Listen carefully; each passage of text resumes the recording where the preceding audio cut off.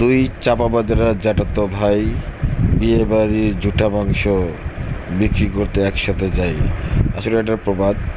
দেখতে পাচ্ছেন দুজনেই চাপাবাজ একসাথে মিলে গেছে। কারণ কি, এতদিন তারা একে ওকে খোঁচাখুচি দিয়ে মানুষকে বিভ্রান্তি করে এই যে মাংস বেচার কায়দা অবলম্বন করছে।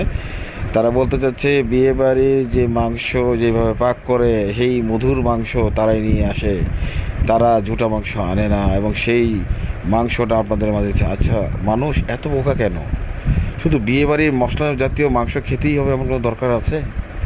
আপনি নিজে বাড়িতে স্বল্প কিনে স্বল্প পাক করে খান, একে মনকে শান্তি দেন যে আপনি কোনো ধরনের কারোর মুখের ঝুটা মাংস খাচ্ছেন না, এবং ফেলে দেওয়া কুড়িয়ে আনা আরেক ব্যক্তি লাভবান হওয়ার জন্য আপনার কাছে বিক্রি করে সেই মাংস কেন আপনি খেতে যাবেন?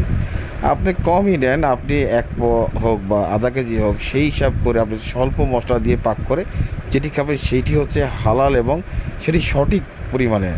সেটুকু না জেনে আপনি কেন এখানে যাচ্ছেন মাংস কিনে খেতে, ঝুটা মাংস এবং ঘেটে দেওয়া মাংস